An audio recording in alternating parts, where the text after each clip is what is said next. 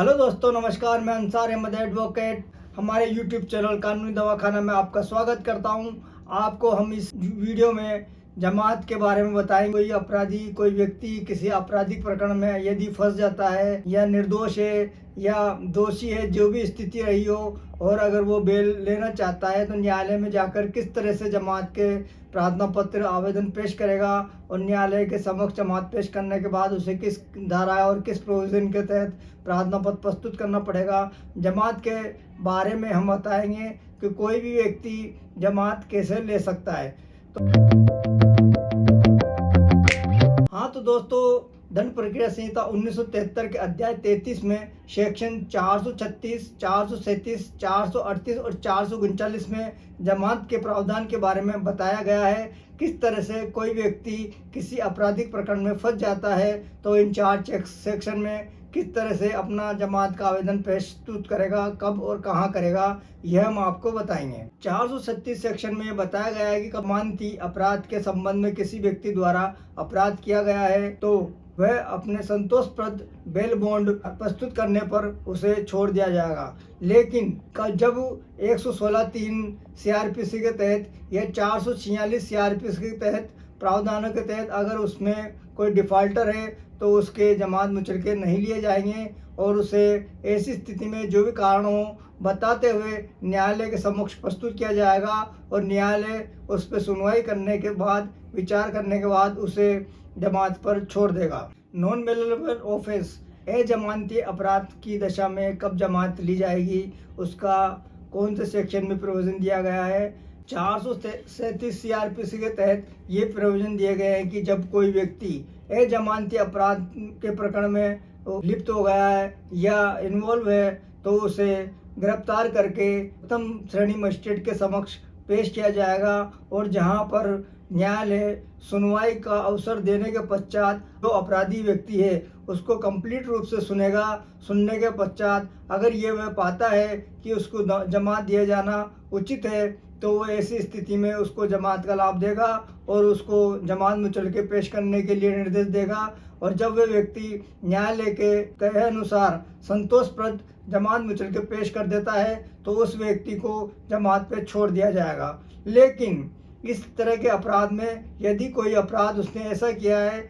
जो मृत्युदंड, आजीवन कारावास या 7 वर्ष से अधिक के कारावास से दंडनीय है तो उसको नहीं छोड़ा जाएगा, और उसको सुनवाई करने के बाद उसका जमात प्रार्थना पत्र खारिज किया जा सकता है। कोई व्यक्ति जिसने ऐसा अपराध किया है जो मृत्युदंड, आजीवन कारावास या 7 वर्ष के कारावास से दंडनीय है और वो अपराध उसने 2 बार से अधिक बार किया है तो उसे न्यायालय जमात का लाभ नहीं देगा और उसकी जमात खारिज कर देगा। 437 के बारे में मैंने आपको बताया है कि किस तरह से कोई नॉन बेलेबल ऑफेंस में इन्वॉल्व होने के बाद या पकड़ाए जाने के बाद न्यायालय के समक्ष पेश किया जाएगा, और उसे न्यायालय सुनवाई का अवसर देने के पश्चात न्यायालय उसको सुनने के बाद संतुष्ट हो जाता है कि वह जमात पाने का अधिकारी है तो न्यायालय उसे जमात और बेल बॉन्ड पेश करके छोड़ने के आदेश देगा। और न्यायालय के संतोषप्रद जमात पेश करने के पश्चात और न्यायालय सेटिस्फाई हो जाता है कि उसने जो जमात मुचलके पेश किए हैं वह सही किए हैं तो उसको जमात मुचलकों को तस्दीक करने के बाद वो उसको रिहा कर देगा। जब किसी व्यक्ति को ये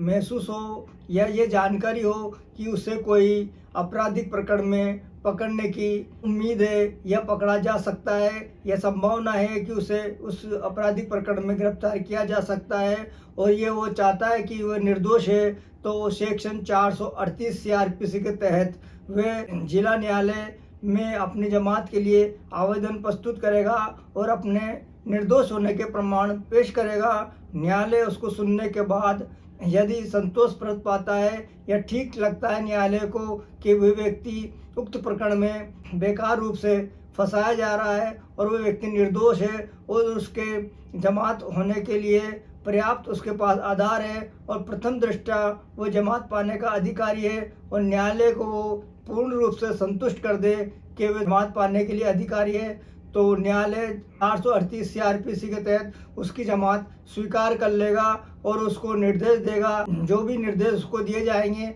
उस निर्देशों का वह व्यक्ति पालन करेगा और 438 के तहत उसकी जमात स्वीकार कर ली जाएगी। उसके पश्चात वे थाने की और पुलिस की जो भी इन्वेस्टिगेशन ऑफिसर है उसकी कार्रवाई में उसको पूर्ण रूप से सहयोग करेगा। अगर नहीं करता है या करने में आनाकानी करता है तो उसके पुनः निरस्त किए जा सकते हैं। थाना अधिकारी उसकी जमात खारिज करने के लिए न्यायालय में प्रार्थना पत्र पेश कर सकता है और वह जमात पुनः खारिज हो सकती है। 38 के प्रोविजन आपको समझ में आ गए होंगे कि जब किसी व्यक्ति को गिरफ्तार होने की आशंका है तो वो किस तरह से 438 सेक्शन में जिला न्यायालय के यहाँ अपने जमात का आवेदन प्रस्तुत करेगा और उसकी सुनवाई के पश्चात न्यायालय उसको छोड़ देगा। इस तरह से वह गिरफ्तारी से बच सकता है और जेल में नहीं जाएगा। 439 CRPC के तहत जिला न्यायालय और उच्च न्यायालय को ये अधिकार दिए गए हैं कि कोई व्यक्ति जो आपराधिक प्रकरण में अभिरक्षा में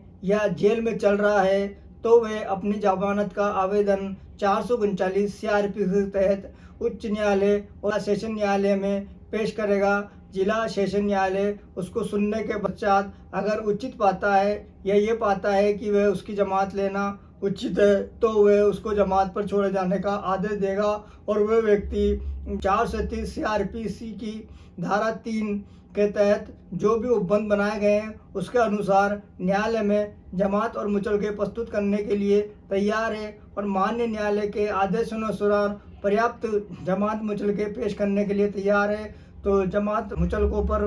ध्यान देकर उन्हें देखकर उन्हें तस्दीक कर अभियुक्त को निरक्षा से छोड़े जाने का न्यायालय आदेश कर देगा। 437, 437 और 438 और 439 के बारे में मैंने बताया। 436 बेलेबल ऑफेंस के लिए है और 437 जब गिरफ्तार करके न्यायालय में अभियुक्त को पेश किया जाएगा तब है और 438 तब है जब किसी व्यक्ति को गिरफ्तार होने का अनुमान है या उसे गिरफ्तार किया जा सकता है ऐसा उसे लगता है तो 438 में वह जमात के लिए आवेदन करेगा। और 439 में तब व्यक्ति आवेदन करेगा जब वह न्यायिक अभिरक्षा में चल रहा हो या जेल में बंद हो और बंद हवालात हो तो ऐसी स्थिति में जिला न्यायालय और उच्च न्यायालय में जमात के लिए आवेदन प्रस्तुत करेगा और न्यायालय सुनने के बाद सुनवाई का अवसर देने के पश्चात ये पूर्ण रूप से पाता है कि वे जमात पाने का हकदार व्यक्ति है तो उसे जमानत दी जाएगी। उसको आज आप लोगों को बताया था कि कोई व्यक्ति किसी आपराधिक प्रकरण में फंस जाता है